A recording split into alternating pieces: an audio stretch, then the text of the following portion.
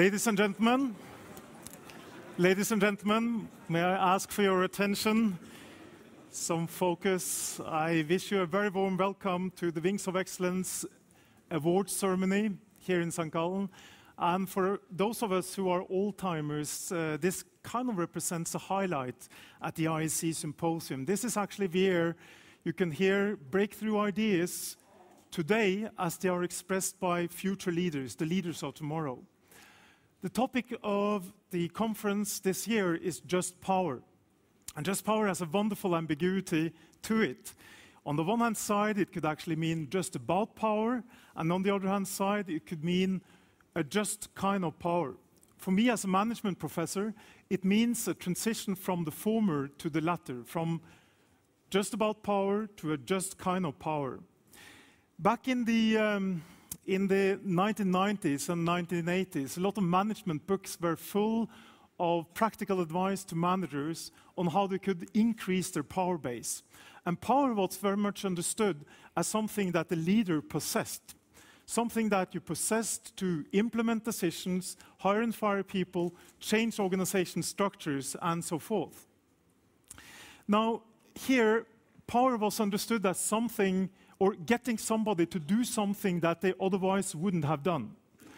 And if you look at the subtext of many of the books written at that time about management and power, you see some kind of Machiavellian man trying to manipulate people and organizations for their own ends. Sometimes these ends were positive in the sense that they helped the organizations, but not always. And we clearly became aware that power has both negative and positive consequences. Let's look at some of the negative consequences first.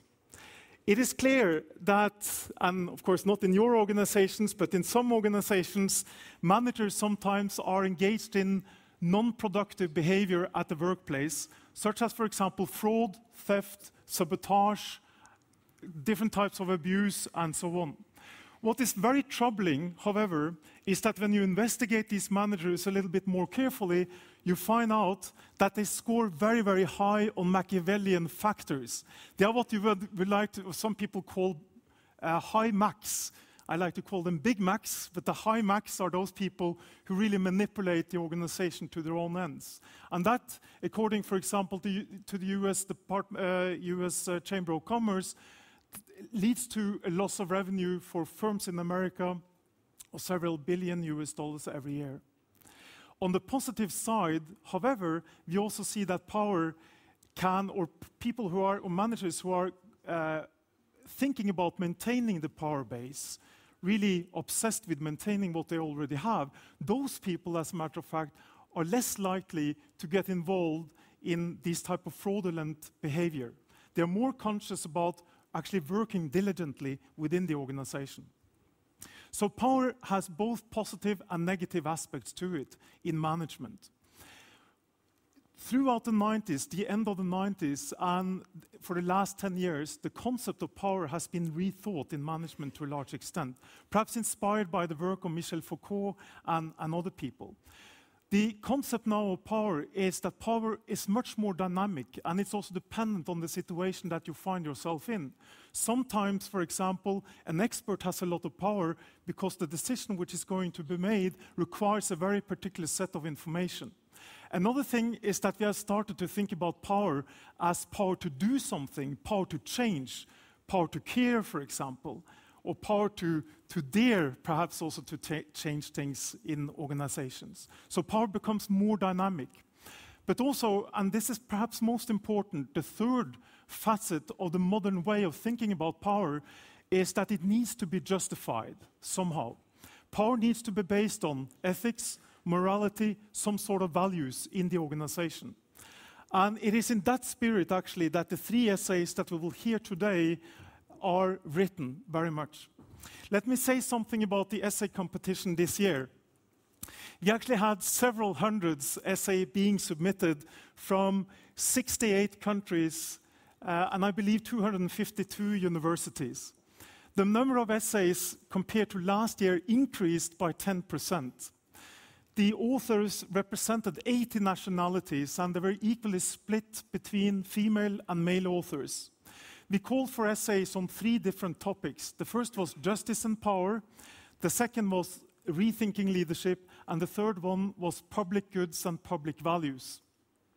Through an incredible effort by the pre-jury, led by Professor Müller-Stevens here at University of St. Gallen, there was a selection of a small set of essays to be handed over to the final jury. Now, the task of the final jury is a very, very tough one, because as you can imagine, essays that have gone through this incredible screening process are bound to have very high quality. But the jury typically looks at things like the formulation of a very relevant and attractive problem, the line of the argument, to what extent this solution that the author comes up with is also practicable, to what extent it's, for example, based in personalized experiences. And based on those criteria, we have come up with 3 essays that we would like to present to you that will now be briefly presented by these leaders of tomorrow. And we start here with the 3rd prize winner. Her name is Maria de Los Angeles, and she comes from Argentina.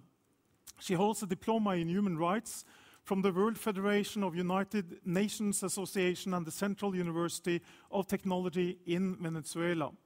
And she also holds a Bachelor in International Relations from the Catholic University of Córdoba, and is currently enrolled in the Political Science program at the National University of Villa Maria in Argentina.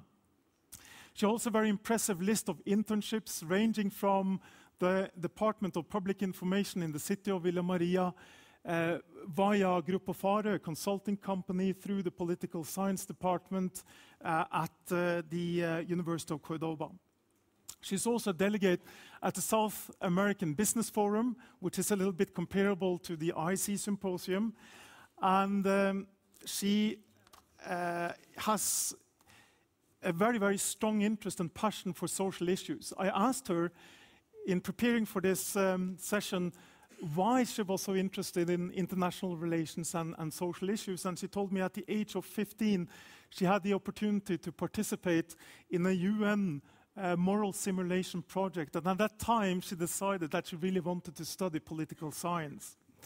Her essay is characterized by 2 things, I would say. First of all, it takes a very fresh perspective on leadership. It deals with the ethics of leadership, which is not entirely new, but it takes a very fresh perspective on it. And secondly, it starts with a story that shows the potential negative consequences of having leadership not acting ethically. Her essay is entitled Rethinking Leadership and Refounding Leadership. I would like to all of us to give a hand for Maria in presenting her essay. Thank you.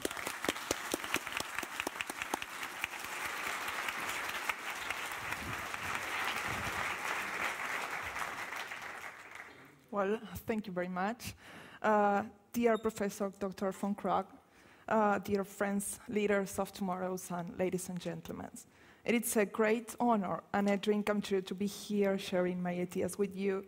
Representing here with Marcelo, young people from Latin America and Argentina in this panel. I would like to thank also the jury of the St. Gallen Win of Excellence Award, the ISC team, and also my family, friends, and professors such as Andrea Bartalitis, who have helped me a lot to attain this dream. Okay, let me begin this presentation with the quick quiz to see how much you know about my country, about Argentina. I will ask if you are familiar with some people or aspects of our culture. So affirmative answers, please raise your hand. Okay, please participate because it's just a quiz, a little quiz. Okay, the first question is related to soccer players. Have you heard of Maradona or Lionel Messi? Please raise your hand. Well, many of you, yes, they are very popular, right? Yes. Okay, the second question. Have you heard of Argentinian beef or tango music? Please raise your hand. Well, many of you too, yeah. And third question, the final question. Have you heard of the Riachuelo and Maria Julia Alzogaray? Well, just a few of you, okay. As I imagine, only a few of you have heard this last item or are familiar with this last item. So I will tell you a story related to this, to Maria Julia Alzogaray and the Riachuelo. The Rio de la Plata, or River Plate in Argentina, received many tributaries, among them La Matanza-Riachuelo River. The Riachuelo ran across 11 districts, including the city of Buenos Aires, but unfortunately, large amounts of industrial waste, garbage, and sewage have turned the Riachuelo into one of the most polluted rivers in the world, and its 64-kilometer course have turned into dangerous killing waters. Around 50% of Argentina's population lives in La Matanza-Riachuelo basin, suffering daily water shortages, infection diseases, and even cancer. So, faced with this alarming situation, in January 1993, a former Secretary of Environment, Maria Julia Alzogaray, pledged that during her administration, she could clean up the Riachuelo in 1,000 days with a loan from the Inter-American Development Bank. She seemed determined to keep her promise, so some people started to imagine the swimsuit the secretary would wear for the opening of the decontaminated Riachuelo. The end of the story? Well, it is not a happy ending. The money that was allotted to the project disappeared, and the former secretary was accused of unjust enrichment, a crime for which she never served time. Argentina's foreign debts increased, and the Riachuelo continued being a dam, and actually, it is still a shameful hole. But before continue, do you want to hear another story of Maria Julia? Raise your hands. No, it's just a question. Okay, in 1999, I will tell you another story of Maria Julia because this is really a funny story. In 1990, she appeared on a magazine cover wearing only a fur coat. Only a fur coat, I mean she was naked. And was a fur coat, a Secretary of Environment. Can you imagine that? This photograph brought a lot of controversy in Argentina, because while she appeared to be thriving, the final reports of hundreds of malnourished children in Tucumán, one of the poorest provinces in the north of my country, were disclosed. So I think both stories illustrate what a leader is not, and which are, from my point of view, the three key dimensions inherent to any possible definition of leadership: the power dimension, the dimension of management, and the axiological dimension. Regarding the dimension of power, in his essay, El Poder, un intento de orientación in Spanish, Romano Guardini reflects on the essence of power and concludes that in its true meaning, power is comprised of an energy that can change the reality of things, determining their states and their mutual relations, and a consciousness that guides this energy towards a desired end. My definition of leadership is originated in Guardini's definition of power, because power is an essential component of leadership. Actually, it's first fundamental dimension. Without power, which is the energy to change things, a leader cannot exert any influence over people or things. Nevertheless, apart from this energy, we also need the means that will enable us to reach our goals, which lead us to the second dimension of leadership, the dimension of management. In my example of the Riachuelo, it is easily understood that having the energy to change things and the willingness to orient that energy towards doing what was necessary was not enough. In addition to human resources, a loan from the IDB was needed, and this is when the dimension of management gets involved. It is not possible to talk about leadership without considering an effective management of the resources and an efficient action plan to achieve specific objectives. However, there's still another dimension of leadership. Guardini clearly states that power needs a consciousness that gives its energy a direction. This means that power does not have any predetermined end. So it's the consciousness holding the power who determines the end, the telos, if these telos will be constructive or destructive, noble or ignoble, good or bad. My third or moral dimension clearly arises, the axiological dimension of leadership. Shall we call it the forgotten dimension? While most definitions of leadership include the two first dimensions, rarely, if ever, do they refer to the axiological one. This omission is aimed at emphasizing the means that a leader may count on, while the ends he or she expects to achieve are disregarded. Therefore, it no longer matters if these ends are fair or unfair, licit or spurious. The question has completely been removed from all considerations on leadership. Recovering the forgotten axiological dimension is crucial, and how to do it is, of course, our biggest challenge. In my opinion, we should begin by rethinking and refounding leadership on a fundamental principle, the principle of responsibility. While nobody can be made responsible for accidents caused by the power of nature, actions derived from human power are always the effect of a decision. There exists no human activity of which nobody is responsible for. Nevertheless, it seems that we live in times where no individual or shared response is expected from consequences arising from political, social, and economic decisions. We increasingly feel that poverty in underdeveloped countries, the ongoing social crisis, and the death from starvation are like facts of nature, lightning striking storm of which nobody can be made responsible. We no longer think that we should respond to the consequences of our actions, so we don't have or have lost all sense of responsibility. Hans Jonas, the German philosopher, reflects on the importance of recovering the value of responsibility and argues that ethics has hitherto focused on acts that affect the right of contemporary others. Nevertheless, in the context of globalization, the other can be someone living thousands of miles away, and therefore our decisions may effects we can't imagine nor predict. The decisions leaders make today affect thousands of people now and in the future, sometimes causing irreversible changes. Consequently, it's in humanity's best interest to keep power attached to responsibility and to rethink and refound leadership.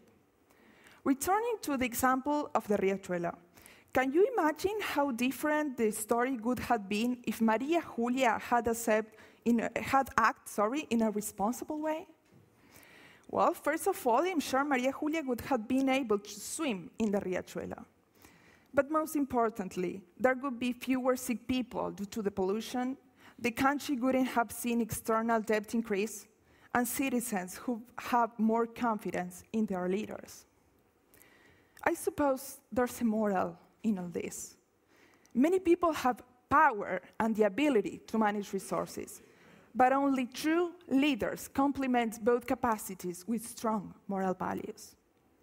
It is hard to believe that the leader who has the real dimension of her or his responsibility would take a decision that may cause the deaths of children on the Riachuelo banks.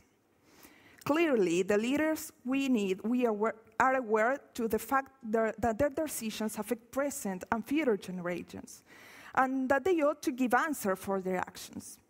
So, what do we need to see, or actually to be, these new kind of leaders? Albert Einstein once said, if you want different results, don't always do the same things.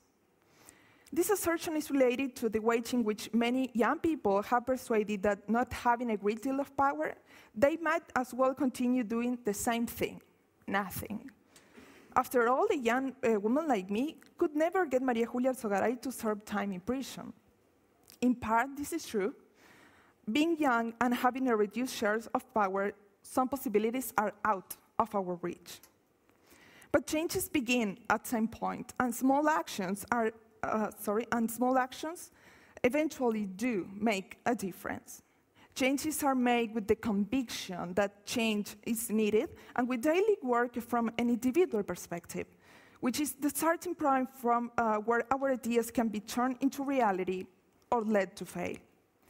Never before have young leaders had as much responsibility as we have today. We need to inspire our own actions on values that build rather than destroy, and to make young people believe that change actually is possible. We have to prove ourselves that by defining our capabilities realistically, we may accomplish a new kind of leadership. Intellectual training is needed for future challenges, but we also need to establish a new paradigm built on the principle of responsibility. I don't mean to say that it would be easy, but some things tell me that even with difficulties, we would be walking down the right path. Thank you very much. Okay, thank you. Thanks a lot. Very good. Excellent. So now you know what is meant by a just kind of power. Excellent. It's my pleasure to introduce the winner of the second prize, Kanal Amal Dhruv. She was born in India. She holds a Bachelor of Law from the London School of Economics and Political Science, and also a Bachelor of Commerce from the Gujarat University. She's currently enrolled in the Master's Program in Public Administration at the Indira Gandhi National Open University. She served as a lawyer in the Gujarat High Court, and she also was a research research associate in the National Knowledge Commission to the Prime Minister of India. Very impressive.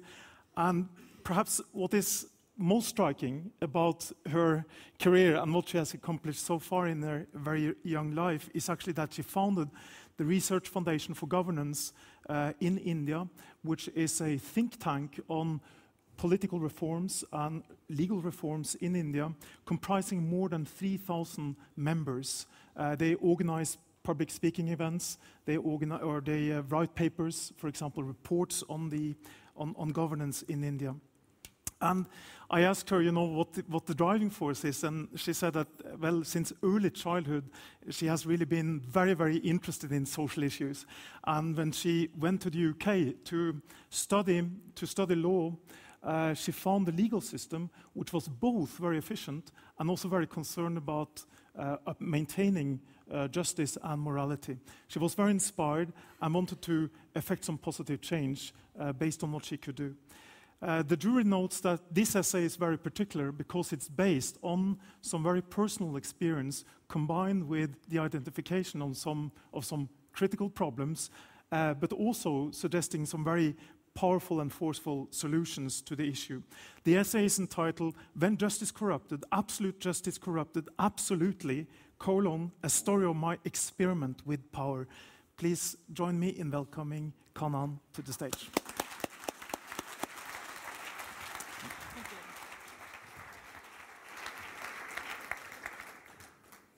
Thank you so much, Professor von Krogh. Respected dignitaries, leaders of tomorrow, ISC team, ladies and gentlemen, namaste. I'm going to tell you a story. This story is my own story, and I call it my experiment with power. As a child, I was fascinated with the concept of justice. I grew up in an India where there were large-scale inequalities in the society. Every time I would see a situation of imbalance of power, I would think about ways to set it right. And every time I got convinced that it was important that justice was actually enforced. It should be enforced for those millions who pined for it. I had immense faith in the democratic ideals enshrined in our Constitution, for they stood for checking the powers in the hands of very few and tried to create legitimate distribution of resources in the society. It was very important that we had laws and regulations that would make our democracy to be fully effective. But then it was even more important that these laws and regulations were enforced and interpreted in the right spirit by our legal system. I decided that I'll become a practicing attorney one day. I will help those underprivileged. I would empower them by enforcing their rights, and I would help create a more equal society. I dreamt of starting my own law practice. And finally, on completion of my law degree from London School of Economics, I became eligible to wear a lawyer's black coat and start arguing the cases in a courtroom in India. My dream was coming true. My immediate family and friends congratulated me for my brave decision. Brave because it is still very, very uncommon for a young girl who has had education abroad and who does not have family of lawyers to practice in a courtroom in India. For some of my friends, this was a sign of woman empowerment that somebody was becoming an arguing attorney. So then I started practicing in a courtroom. I joined a senior lawyer as a junior lawyer. But the more time I spent within the courtroom, I realized that the power that I thought I possessed by choosing to become a guardian of justice was actually ineffective. I started being discouraged. In fact, people would come up to me and say that there is no place for you. You are a foreign educated woman. You have no family of lawyers to support. There is no space for you in a courtroom in India. And this was not only done by my senior colleagues. Even judges would come and tell me. Paralegals would come and tell me. Or even court assistant, everybody. I felt very disillusioned. I thought that I would create a more just society by the legal system, with the help of legal system. But the legal system itself was being unjust to me. I felt powerless. I looked around and I saw that many bright young lawyers were in the same boat as me. A large number of them were frequently getting exploited by the system in general and by senior lawyers in particular. It seemed as if source of power came from the family background, and belonging to the right family was very important to succeed. Those young junior lawyers who did not have a strong family background or a support system, they ended up in a worse situation. Many would have to work for long hours in exploitative working conditions without a salary. Bright youngsters struggled to get a voice. They sought justice for themselves. But the power dynamics prevented them from being heard. It seemed as if power belonged in hands of few families and outsiders had little or no scope to break the clique. I once happened to attend a ceremony where a judge was being felicitated by the community of lawyers for his contribution as an exemplary judge. He was called upon to the stage to be given a large gift as a memento. And I looked across the stage. I saw that almost everyone present was related to him in one way or the other. His sons, his daughters, his son-in-laws, his nephews, even his in-laws, they were all part of the litigating fraternity. A photographer shouted from background, "And now a family photograph." He was unaware that his comment said it all. It is all in the family after all. I realized that a system, a legal system, based on nepotism and favoritism, aided corrupt practices, which had very, very serious implications for the rest of the society. I would see that the people who were engaged in the litigating fraternity, they had little or no inclination of helping the poor or try to create a more just society. For some of them, perpetuating power dynamics in hands of few families was not even a moral wrong. They believed in facilitating justice for the rich, who, with the right connection, sought and got the justice that they wanted for themselves. They felt empowered. The poor, on the other hand, had little or no idea as to how the system worked. There were landless farmers waiting for years to get a hearing. Or there were widows endlessly struggling to get the legal aid that they deserved. Or there were poor peasants. They were leaving their lives and their fates at the mercy of the legal system, where their only hope lied. And sadly, the demands for justice met deaf or disinterested ears.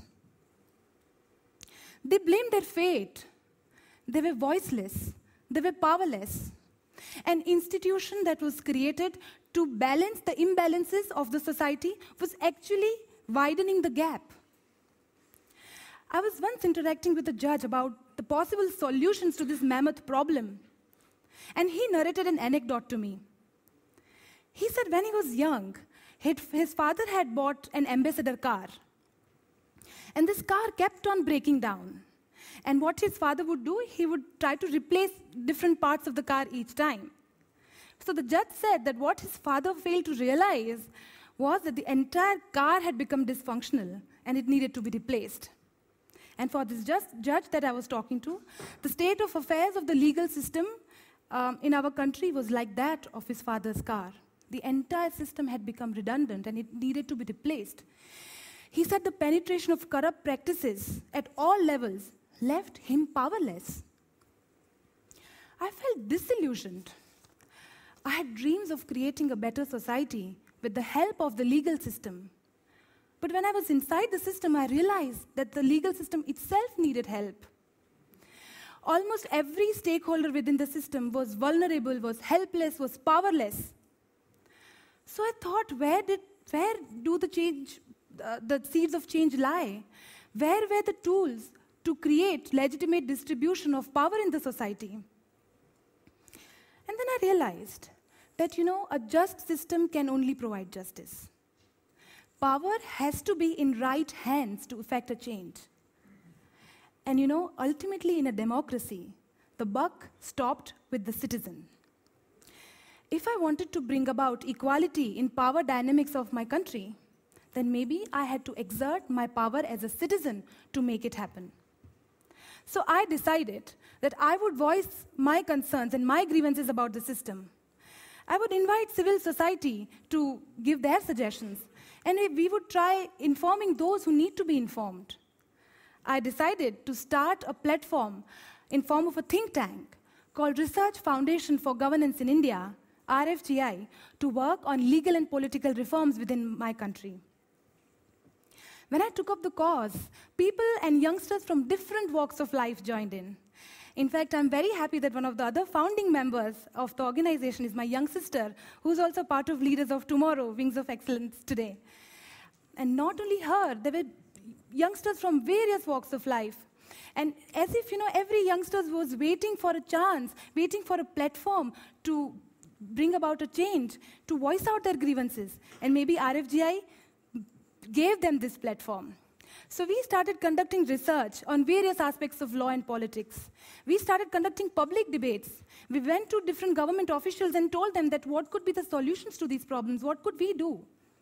So on the issue of nepotism and encouraging bright youngsters into litigation, we created a massive survey in 6 cities of India.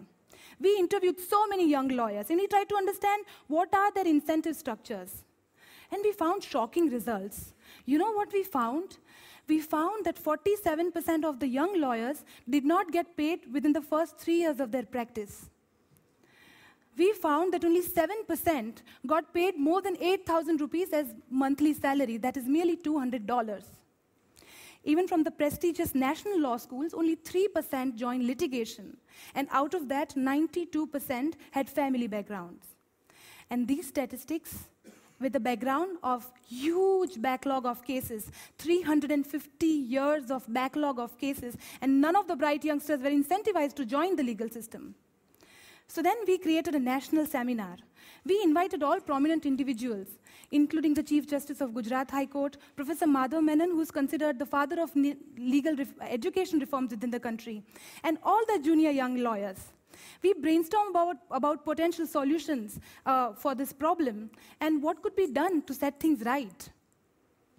The prominent individuals that we had invited, they motivated the young lawyers, and they said, you must unleash your potential. The impact was made.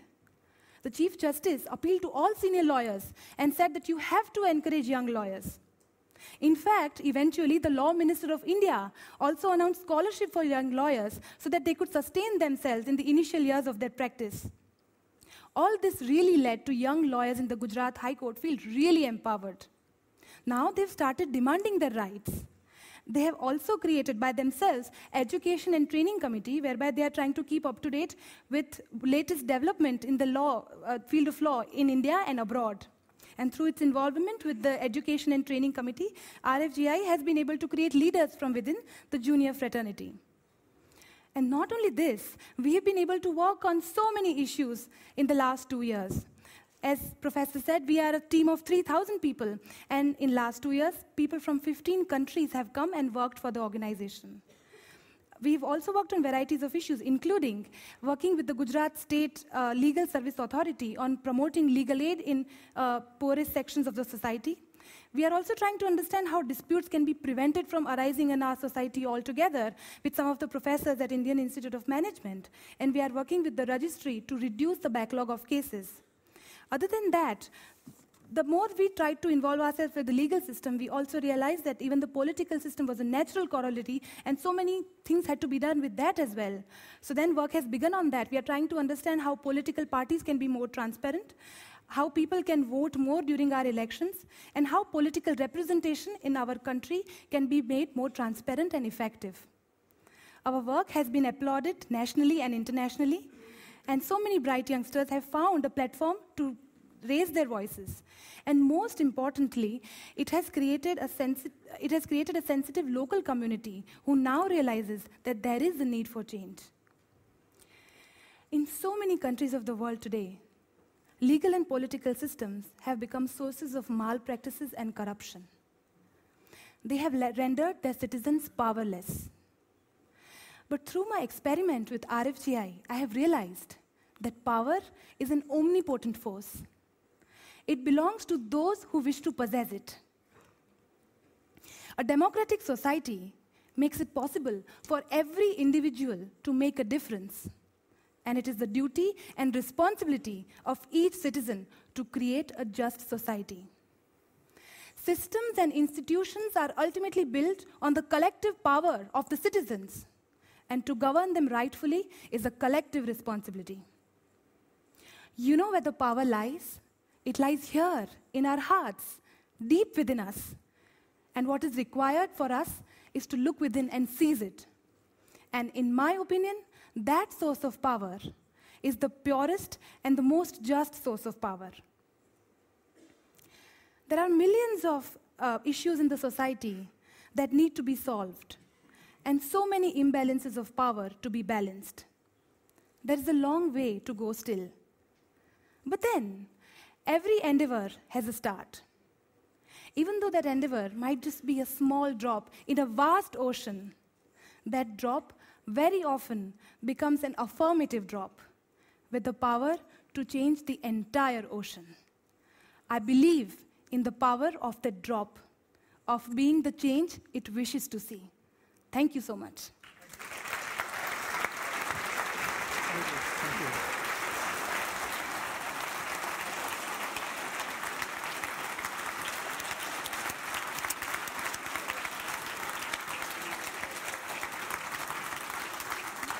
Very moving, very good, very engaging. Thank you.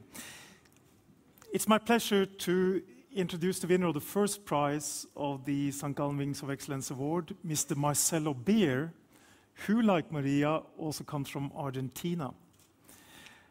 Marcelo holds a degree in economics from the University of St. Andres and is currently enrolled in the master program in public administration at New York University. He holds a Fulbright Fellowship and an NYU Reynolds Fellowship for Social Entrepreneurship. He's involved with the Ashoka Foundation and used to actually manage a very, very large program to help young people set up their social ventures or social entrepreneurial ventures in Uruguay, Chile, and Argentina. In fact, there were 5,000 people who participated in the program as ways to help youngsters actually take part in the social process of reform. This essay is, and I believe this is the reason why we selected it, is a great combination of an essay that draws, or a message that draws on Marcelo's own experiences, and as well some conceptual thinking that can be used for promoting the type of social entrepreneurship that we need, especially amongst young people. The essay is not only extremely well written, but it is also very practical and solution-oriented. In fact, there are almost principles or guidelines in the essay that can be implemented fairly quickly.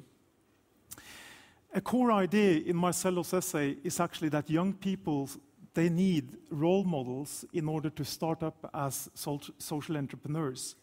So in preparing for this session, I asked Marcelo if he considers himself to be a role model for the young entrepreneurs, and he modestly said, no, I'm not a role model, I'm a facilitator of the process.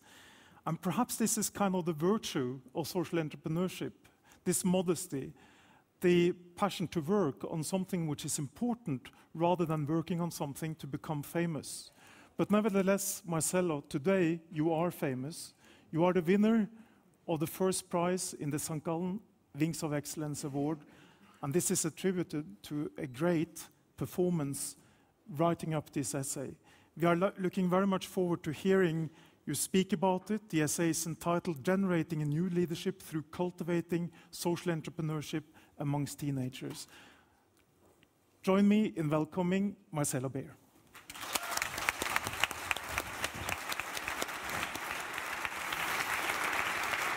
Thank you. Thank you. Ladies and gentlemen, I'm very honored to have the privilege to be here speaking in front of this distinguished audience.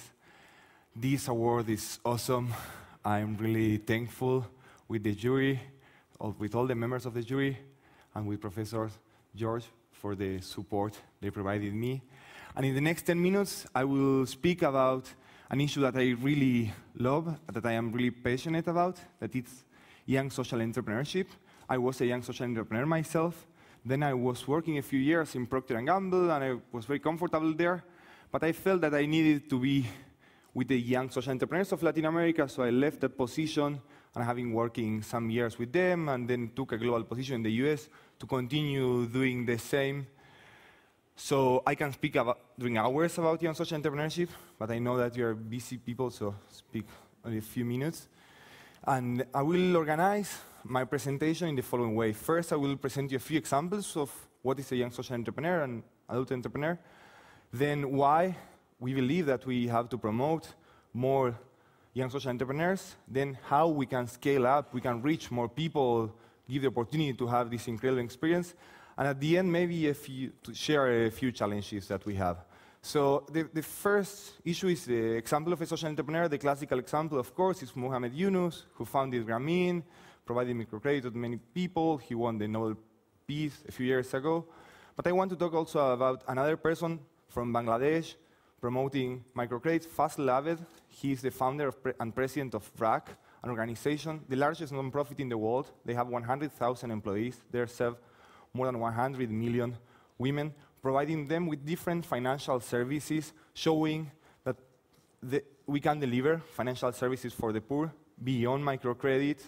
So he not only gives them credit, but also access to microinsurance, showing that we can show microinsurance. And I believe that in this room, some people agree that it's a huge market with a lot of potential, and poor people have the same needs that we have. They want health insurance when they have a health problem. Parents want to have a life insurance to provide to their children in case they have the situation. So Faisal Abed showed us that it's possible to provide financial services for the poor, and for this reason, I really admire him.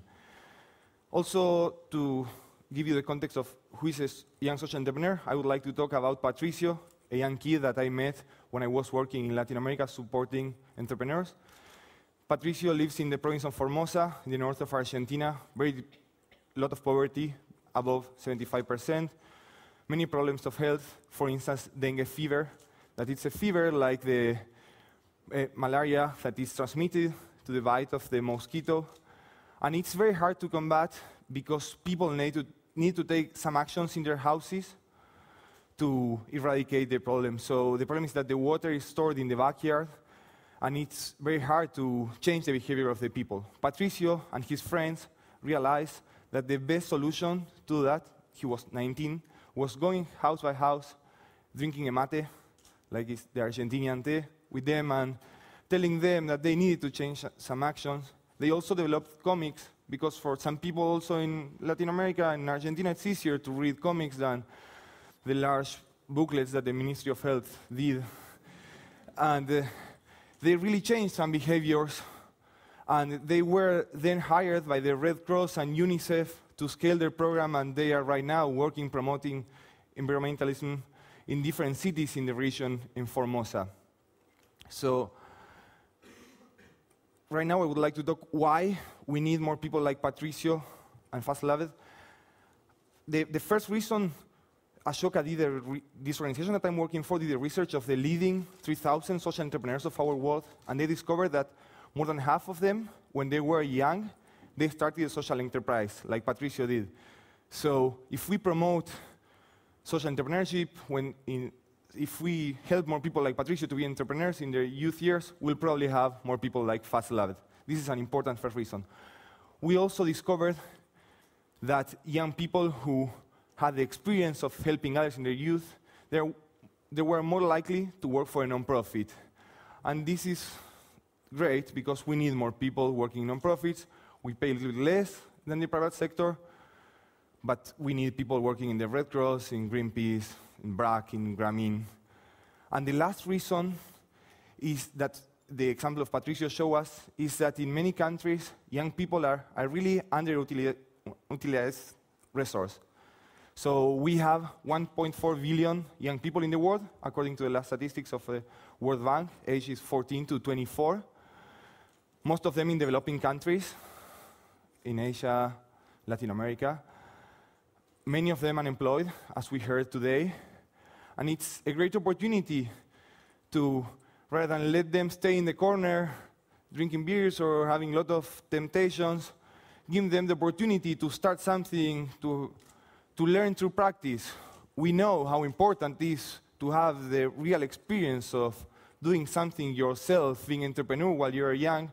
So this gives you the skills to be maybe Shunus, maybe to work in Greenpeace, or maybe just to work in a company, but to be entrepreneurial. So we found out that the kids that we have been supporting in Latin America, they gained entrepreneurial skills that were useful for them for the rest of their lives. So that takes me to the next thing that I would like to talk. It's about how to promote that, how to scale, how to make more people embrace young social entrepreneurship, and what we shouldn't do. Something that we learned is that youth is about passion. When you are young, you will put much more emphasis in something that you really like, something that you care about. So young social entrepreneurship is letting them choose an issue. Could be education, a problem that they find in the community about health, whatever. It should be a little bit relevant, of course. We guide them from behind without telling them that they have to do this and pushing them to do it. So another example that comes to my mind that do that is Georg Villamor, is another great social entrepreneur from India as well. She founded Childline International. It's an organization that is right now in 153 countries that makes Street of the Children to receive calls from another street children and solve their problems. And a kid solve the problem, a former Street of the Children solve the problem of another street children. And also she started to promote micro savings in these kind of people. So they can save to do whatever they want. And many of them started a social enterprise in 5,000 schools. So regarding the how-tos that we learn from the experience of Georg, and let me tell you that if you're inspired, or if you want to read more about Georg, there is a book, How to Change the World, that is like the Bible of social entrepreneurship. There are many great experiences of social entrepreneurship in this book by David Bornstein. He's a journalist from New York Times, How to Change the World. And Georg was also not only supported by Ashoka, but also by other organizations. So her model is not self-sustainable as Abed's model, but fortunately there are many philanthropies supporting. For instance, Charles Schwab also supported Georg Villamor. Charles Schwab from the World Economic Forum, they also support social entrepreneurs. They are like competitors, is the word that we use in our sector. It's a mix of competitors and the cooperation that we have with them. And also the Skoll Foundation, founded by Chef Skoll, which is the largest. Chef Skoll is the founder of Fibels. He's the biggest philanthropist in the social entrepreneurship field. He also financed her. So what we can learn about the how-tos of Georg, it's giving them the opportunity to start, to go beyond the business plan development. That is something that many times happens to us students. I know they come to college and offer us the opportunity to write a business plan. How would you change the world? And sometimes you write very nice ideas that are very hard to implement, or you learn much more through practice. We all know that some ideas are very nice in paper, but you learn, you grow when you do it. So we have somehow to make them have the experience of doing it, and we believe that a great incentive to do that is to give them a seed grant. Initial capital could be a seed grant, could be a microcredit, which fortunately it has been proved that works to give microcredit to people without collateral. So the most classical example of doing that is a group lending that Grameen started. So if we receive a loan together, I will, if she cannot repay, I will do that. And so we'll join teams with people that you really trust. And there are also other methods that the microfinance industry is using. For instance, progressive lending. So you first give them a small amount and then it grows. So Grameen is not long anymore using the group credit. They are using progressive credit and also making beneficiaries repaying small amounts. So because most of poor people, they don't receive a check at the end of the month. They have their cash flows have a lot of volatility. And if you make them start to repay the week after they receive the loan, you can see some signals if they cannot repay. And also, it's like their inflows. So you, as you know, you want to match their outflows with their inflows. So this is also another alternative. What we have been doing mostly is equity investment and seed grants. And another great example of a seed grant is Uriel from Mexico. He was 19 years old.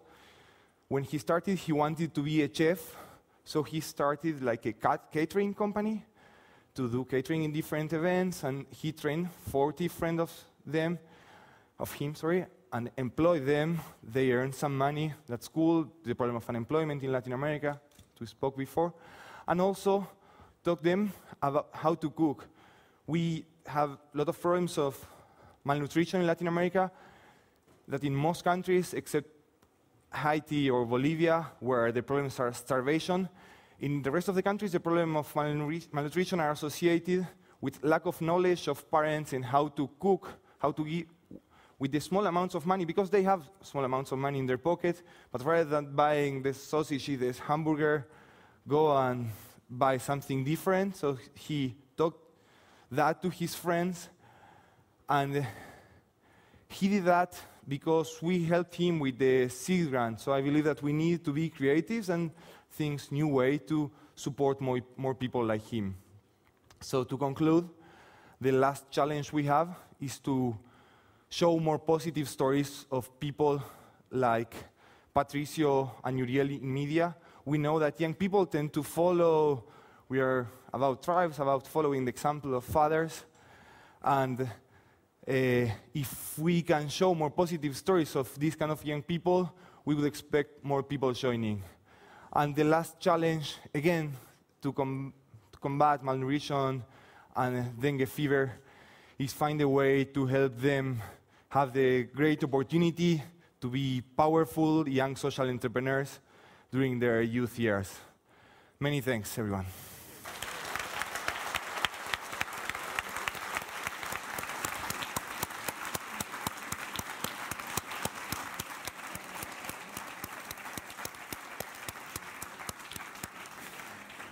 I'm pretty sure that the audience is now very excited and motivated to ask a lot of questions to the panel.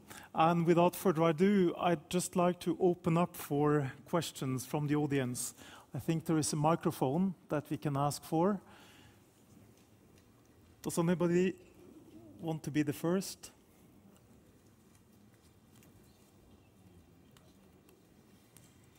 There are so far no eager hands. Yeah, there is a hand over there. Yes, please. Well, I'm Nelson from Venezuela. I'm very happy to see that not only two Latin American, but also a friend from India is here, so very proud of my people. I think that's a good example for all of us. This question is for Marcelo. I wanted to ask you, Marcelo, about this idea of lending money to poor people. How do you perceive this? And I'm going to be sort of the devil advocate here in the sense that isn't this a way of also introducing or penetrating like capitalism in poor communities? So they become part of it and they become part of the system, but we really don't change the system that make them poor in the first place. It's a very probably hard question, but I just want your insight because I see that you have a lot of success as a social entrepreneur, and I think that we can learn a lot from that. Thank you. So my experience spending time in the favelas, in the neighborhoods, is that they want to manage their money as you want. I don't know if it's capitalism, but they want to have a savings account so they can store their money safely, and they want to have credit to make an investment to increase their revenues. And so far, we have reached only 150 million. With all this revolution that we all have heard about microfinance, we are reaching 150 million, and still 2.7 billion of people don't have access to financial services. And we learned that they want to manage their assets, their small assets. So I still believe that we have more opportunities to give them more opportunities to help their families have more stable income, and so they don't have to take out the children out of school in a moment of a flood or something like that. So it's basically a good system, and that's probably also what we see across different continents, that microfinancing in fact does work, and that capitalism introduced in that way also is a powerful force of change in the countries, right? Yeah, it's working better in some countries, in some regions of the world. For instance, Bangladesh, it's incredible. In India, in Latin America, it's only in Bolivia and most of the rest of the countries, the microcredits are used for consumption, and this is a problem because they don't repay back. We have a lot of problems of default, but it also shows us that they need more opportunities to save, so they use like microcredits as a way to stabilize their consumption, because again they have a lot of variability in their income, and they don't have safe places to save. So where microcredit is not working, what people is reading is that there's more need for microsavings. And for instance, right now, microsavings is the focus of the Bill and Melinda Gates Foundation. In the last microsavings forum, they committed 500 million for the next 5 years to promote microsavings, because they read that the market is already starting to take care of microinsurance and microcredit. So I believe that where microcredit is not working, microsavings will be the next deal. Very good. Thank you. Other questions from the audience?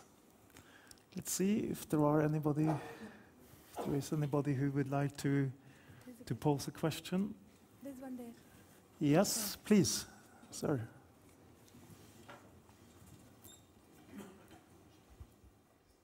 Hi. I had a professor, and he said he's met so many bright people who were idealistic when they were 25 and said they wanted to change the world or do a small part to change the world. And when he saw them again when they were 35, they were working for Shell or ExxonMobil. And to me, it seems one reason, at least, is that if you go to university recruiting fairs, there are all these big companies that are trying to recruit you, and it's very easy to, in the end, say yes to a nice salary. So I'm wondering, how can people get into social entrepreneurships if they don't have an idea themselves which they think they can go along with? Yeah. Very good question. Gallen, I mean, you are a practitioner of social entrepreneurship, so perhaps you would like to answer that? And I think that's a very valid question, and that is a dilemma that is posed to so many youngsters. You know, not everybody comes from a favorable family background. There are so many youngsters who have to start earning immediately for their families on their graduation. They invest so much in their education that it might be, I don't know, I don't know how fair it would be for us to expect that they should sacrifice their lives. So then I think, but then again, on the flip side, it is a duty and responsibility of those who have the financial luxury to take a risk, to forgive their earnings for a couple of years. If they can do that, then I think it is these kind of youngsters, they must take a risk. They must follow their passion. And then I get asked this so many times that what is your revenue model and how do you earn? And now, after 2 years, money has started coming in, you know. I think money does come. But then again, that period of 1 or 2 years is very, very crucial. And I guess if those with persistence who survive, they go a long way. But on the other hand, if I can kind of follow up with a small question on that one, I mean, you have created an organization that now has 3,000 members. Isn't it challenging to get that organization to sustain itself? Because people are passionately interested in starting to work for the organization and bring in a lot of energy and passion at the beginning, and then suddenly it starts to dwindle off in some ways. Can you comment on that? Yes, of course. You know, when something starts, there's so much energy around it, and everybody's contributing, and everybody's excited. That's great, and that is it gives you a good high, to be honest. You know, you feel, wow, that's great. And then after some time, the hula baloo starts fading down, and you're confronted with the reality. And it is at that point of time, one must not give up. And best would be to look for strategies to evolve further, to continuously look for bigger and bigger challenges. And I guess that high is very addictive, so you should be addicted to it. It is good for the organization. Yeah. So then create more challenges. Very good, thank you. Other questions? Yes, please, sir.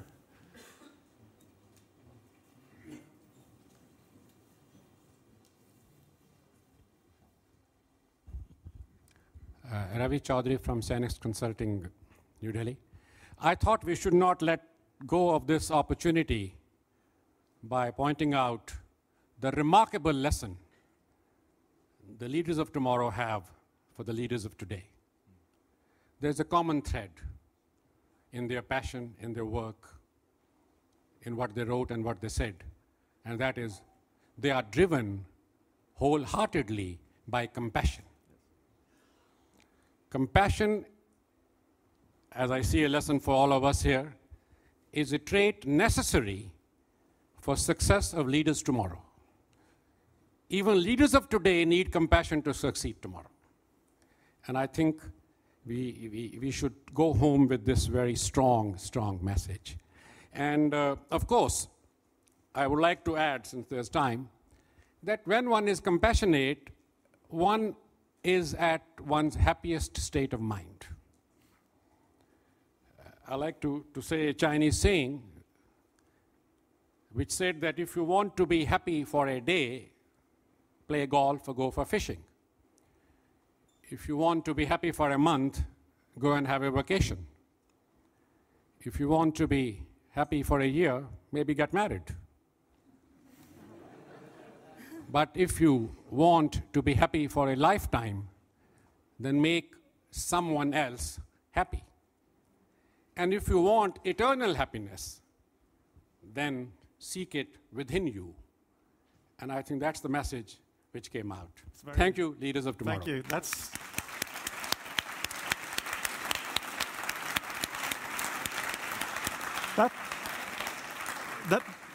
That was a very, very, very succinct and great, concentrated sort of statement on what all three of you actually had to say and the messages that you convey to the audience.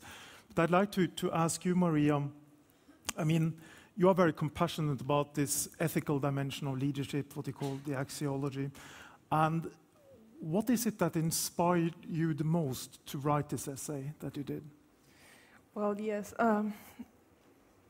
It hurts so much to me. It's really, it's a difficult situation. It's difficult to see.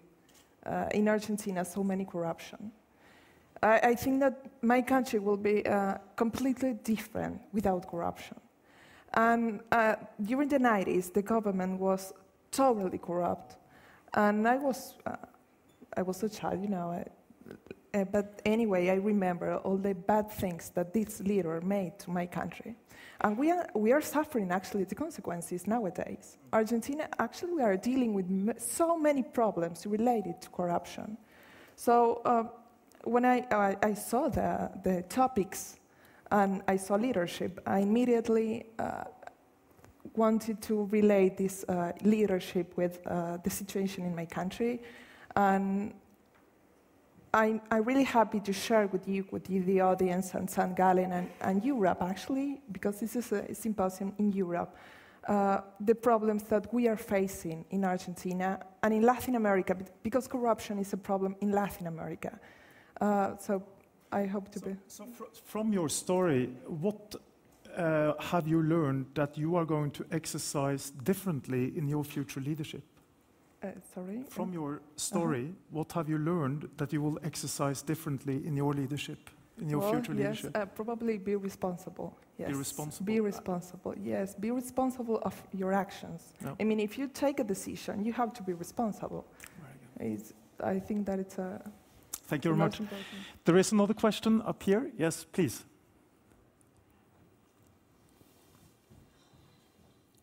So, hello guys. I'd just like to say that listening to you has been very, very inspiring, and it's a deep source of pride, I believe, for everybody here to be with you. I was just curious though, has government, in your run-ins with them inevitably, has government been more of a stepping stone in your endeavors, or has it been more of a stumbling block for you? And if it is the latter, what role do you envision it to have to be more conducive to your efforts? Yeah, thank you. Marcelo, do you want to answer that? I know. Right now I'm working in a program to promote micro-savings globally. And in some countries, it's very hard to make poor people open a bank account. They need 7 documents. Most of us here have 7 documents, but you need to think in some situations where people don't have even IDs. So for the microfinance industry, it has been very hard, the regulations that government has put us in many countries. Yes, please. Okay, so basically some of the issues that we've taken up are very controversial in nature, and that definitely takes up some of the vested interests of people in the government, so it's not always easy. However, in my opinion, the government has been very, very encouraging, maybe because we are a very young organization. There are so many youngsters who want to change, so they have been very positive. On the other hand, when there are tough issues, I think what would be necessary, and what I have learned over time, is that it really depends on how you pitch an idea or a reform to the government. You really have to be very, very strategic. You really, basically, ultimately, you want to bring about a change. So you have to be slightly smart about it. Thank you very much. Yes. Yeah, I believe that we have come to the end of the Q&A round. We have the time to watch and so on. And Marcelo, you wanted to say something on behalf of the winners. Yes, I wanted to speak about the commitment of Rolf, Julia, and Yannick during the last months. These people, we have been calling them in very crazy timelines from India, from Latin America, in the middle of their nights. And they have been working for hours during many months. And I believe that the 3 of us, maybe the 200 of us, are really thankful with the 3 of you and all your team. So I know the only thing that we can do right now is give you an applause and tell you that we're very thankful.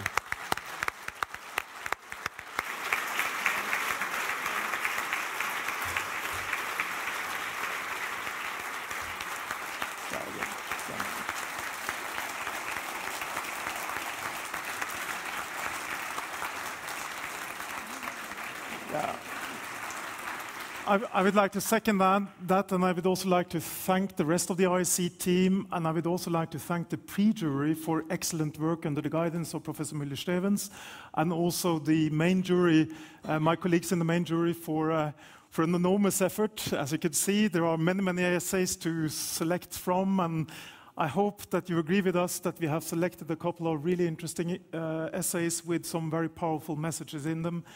Let's give the ISC team and the rest of the bunch a warm hand.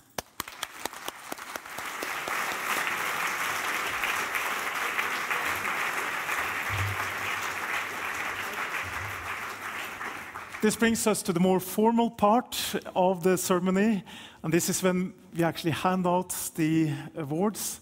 And I would like to start with Maria. Please. Thank you. Thank you very much. You can also open it if you want.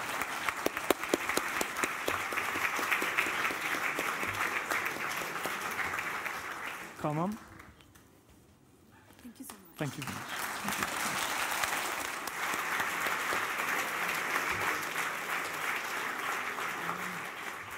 Marcelo, thank you very much.